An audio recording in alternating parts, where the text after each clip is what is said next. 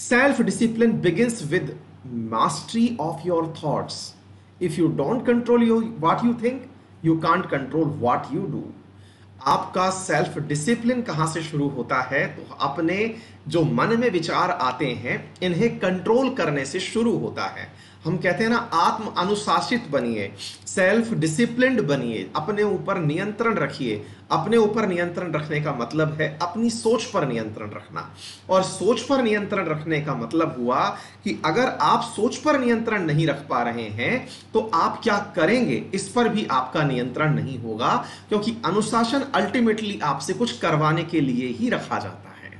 बेहतरीन सवाल और हर विद्यार्थी की सबसे बड़ी समस्या, सर किताब खोल के बैठते नहीं हैं, पता नहीं दिमाग कहां कहां घूमता है।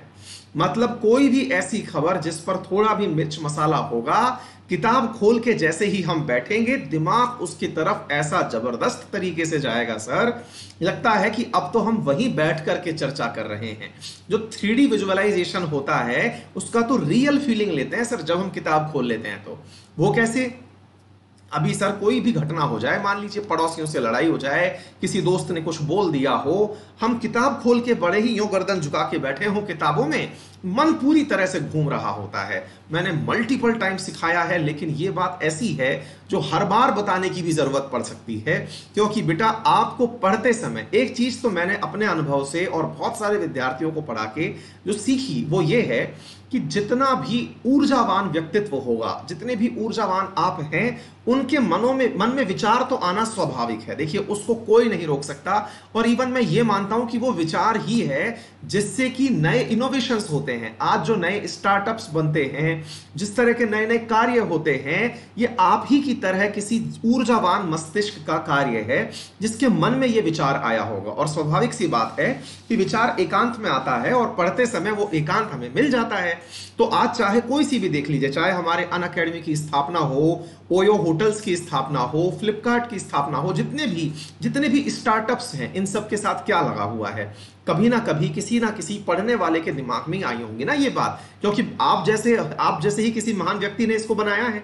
इसका मतलब क्या हुआ? इसका मतलब ये हुआ विचार आना तो कंपलसरी है, आएंगे भी, और ये बहुत पॉजिटिव बात है। इससे बिल्कुल डिप्रेस मत होइएगा कि मेरे मन में सर बहुत विचार आते हैं। बिल्कुल डिप्रेस मत होना, कोई बात नहीं, आने दीजिए, अच्छी बात है। लेकिन अपने आप को समझाइए कि पढ़ते समय विचार नहीं आने देना है। बोले सर इसको कर कैसे सकते हैं, हम समझाएं कैसे अपने आप को? मैंने आपको 3-4 युक्तियां बता रखी हैं। अगर आपको पढ़ते समय किसी तरह का व्यवधान आ रहा है तो पेन पेंसिल से पढ़िए। आप अपनी लाइन को लिखिए, जो आप पढ़ रहे हैं लिख के बोलिए, लिख लीजिए उसे। अगर आपको थोड़ा सरल करना है तो आप जहां पढ़ रहे हैं उसे अंडरलाइन करिए। उसके बाद भी ध्यान भटक रहा है, बोल के पढ़िए। उसके बाद भी ध्यान भटक रहा है, घूम के पढ़िए। और उसके बाद भी ध्यान भटक रहा है तो किताब बंद करिए और सोचने बैठ जाइए कि चल एक बार सोच ही लेते हैं, ढंग से सोच लेते हैं, फिर पढ़ लेंगे। इससे यह होगा कि वो किताब जो बंद है ना, वो आपके अंदर ह्यूमिलिएशन लेके आएगी कि अरे यार बहुत देर से बंद करके बैठे हैं, चल पढ़ ही लेते हैं।